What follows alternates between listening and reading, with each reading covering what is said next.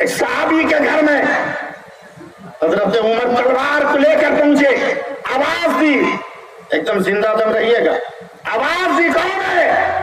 حضرت امیر حمزہ نے جھانکا اندر سے، کہا یا رسول اللہ غضب ہو گیا، یہ تو مکہ کا عمر ہے جو ننگی تلوار لے کر کھڑا ہے۔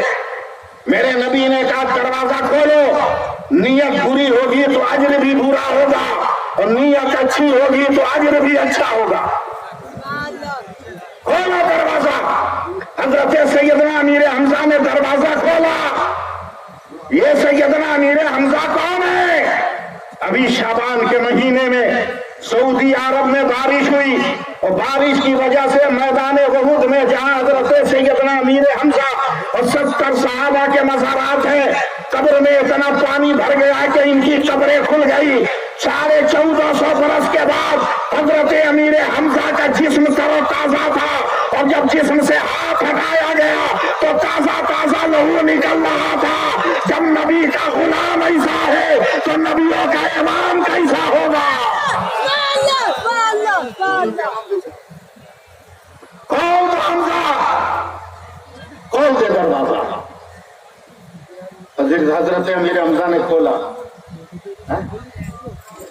سامنے میرے نبی کا جلوہ ہے، پیار سے سبحان اللہ بول دیجیے، میرے نبی کا جلوہ ہے۔ اچانک میرے پیغمبر نے مسکراتے ہوئے دیکھا تو حضرت عمر نے کہا آپ اللہ کے نبی ہیں، کیا اس کی تصدیق کرتے ہیں؟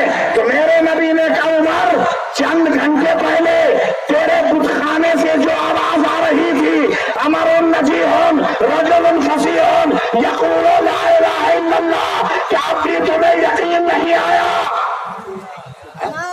ابھی یقین نہیں آیا؟ تب حضرت عمر نے فوراً کہا اشہد ان لا الہ الا اللہ واشہد ان محمد رسول اللہ۔ کیا پتا چلا؟ خیر الناس من ینفع الناس، بہتر انسان وہ ہے جس سے اور انسانوں کو فائدہ ہو۔ اللہ تعالیٰ ہم سب کو عمل کی توفیق عطا فرمائے۔ بھائی تیزی سے آئیے،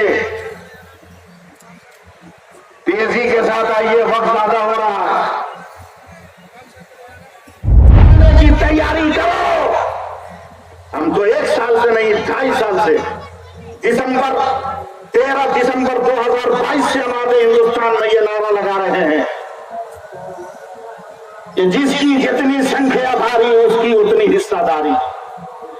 ہم تو 2022 سے یہ نعرہ لگا رہے ہیں پورے ہندوستان میں کہ جس کی جتنی جن سنکھیا بھاری اتنی اس کی حصہ داری۔ ہم پرسنٹیج کی بنیاد پر اپنے حقوق چاہتے ہیں، ہم اپنی تعداد کی بنیاد پر اپنا حق لینا چاہتے ہیں، ہم اپنے وجود کی بنیاد پر لینا چاہتے ہیں۔ ہم تلواروں پر کردار کے گندے پن کی بنیاد پر نہیں، ہمارے وجود کو دیکھو، ہمارے جسم کو دیکھو، ہمیں ہمارا پاپولیشن کی بنیاد پر ہمیں حقوق دیا جائے تب جا کر ہوگا۔ کہ آپ نے دیکھا نہیں ہے، میرے نبی کی سیرت کو نہیں دیکھا، فلاں قبیلہ کو اتنا دے دو، فلاں قبیلہ کو اتنا دے دو، فلاں قبیلہ کو اتنا دے دو، مال ایک جگہ سے آ رہا ہے مگر کہیں 10 درہم جا رہا ہے، کہیں 5 درہم جا رہا ہے، کہیں 7 درہم جا رہا ہے۔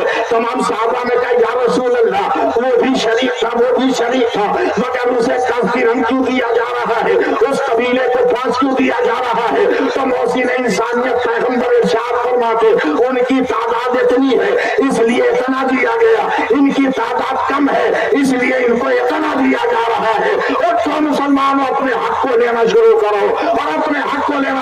آج تیری مسجدوں پہ قبضہ ہو رہا ہے، وہ کہہ رہے عالمگیر کی قبر کو کھود دو اور کھود کر اس کی قبر کو باہر کر دو، تمہاری حکومت ہے، تم کو جو من میں آئے کرو۔ اورنگزیب کی قبر کھود رہا ہے، کھود دے، مگر خیانتکاری کے ساتھ کھود رہا۔ صرف اورنگزیب کی قبر مت کھودنا، بلکہ اورنگزیب نے جتنی چیزیں بھارت میں بنوائی ہے اسے بھی تو اپنے آپ کو الگ کر، تب تمہیں پتا چلے گا اورنگزیب کس کا نام ہے۔ جس لال قلعہ میں بھاشن دیتے ہو وہ کس کے ترکوں کی نشانی ہے، جس قطب مینار کی بلندی پر امریکہ میں سینہ چوڑا کرتے ہو وہ کس کے خاندان کی دین ہے۔ تاج محل جس کے حسن کے خیراتوں پر پلنے والی حکومت کے یہ کلال ٹکڑے